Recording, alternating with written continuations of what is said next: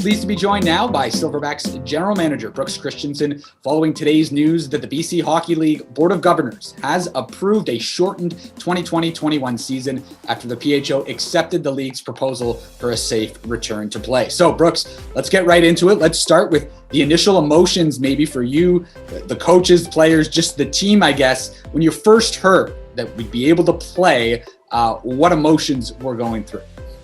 Yeah, I think it's obviously a big joy of excitement that's finally hit here. I know when I told the guys yesterday, they were all extremely excited and just relieved that all this hard work that everybody's put into is finally going to pay off and be able to get back to playing. For myself, I know I'm just happy for the players. It's been all the work that we've been put in is for them, and I can't wait to have them back on the ice at the end of the day here. Now, I imagine there was a ton of work going on behind the scenes in order to get this approved by the PHO, be able to play. Can you shed some light maybe on the resiliency of those involved with making this happen?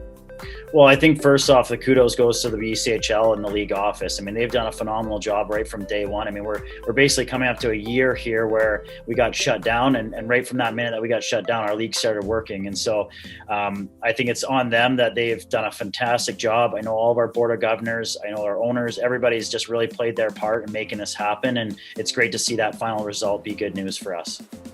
Now, some might be wondering, of course, like during COVID, how is the league going to make it work safely?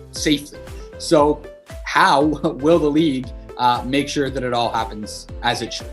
Well, I think, our number one priority is safety. And I know when looking back, when we played back in November, that was our same mentality back then. We had a very good run before getting shut down due to the restriction change. But as you can see, we followed every rule and guideline possible that the PHO put towards us, and really making sure that all parties are looked after and are all safe here. I don't think it works if we don't, and it's been really good to see everybody buy in on that and make this happen. Probably a lot of thank yous after something like this gets approved. Who do you want to recognize and thank for their hard work? Yeah, I mean, the first off is the players, obviously. I mean, they've just worked as hard as they possibly could to work on development, training on ice, off ice, and can't thank them enough for their patience and everything that they've done.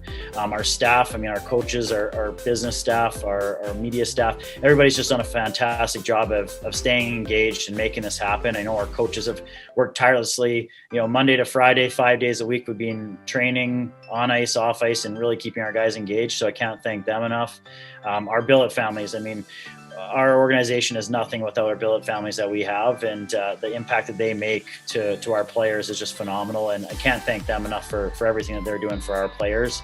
Our ownership, our sponsorship, our corporate partners, everybody's just played a massive part in this, and can't thank them enough for everything that they've done. And I'm glad that it's finally all been worth it. The first thank you there was, of course, to the players. So months and months of practicing, training, not knowing if and when a season would happen. Maybe you can shed some light on what they've been going through for people who may not know.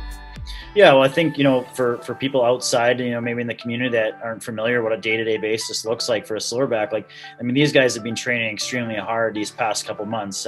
We had our guys return back on Boxing Day with a negative COVID test before joining back to the team. And right from that day, we've continued on development, and they've been here 5 days a week, training on ice for a couple hours a day, and then in the gym for a couple hours a day. So really focused on development and training, getting stronger in the gym. So taking this time that you'd normally do maybe in the summertime, we're doing in the middle of winter, basically preparing for whenever this season starts. And so it's great to see all the work that our guys have put in is finally going to come to pay off here. And I know with telling the guys yesterday, again, they were so excited, they were so happy that there's finally an answer and we're finally getting to go here. So can't thank them enough for everything that they've done to be ready for this point in time.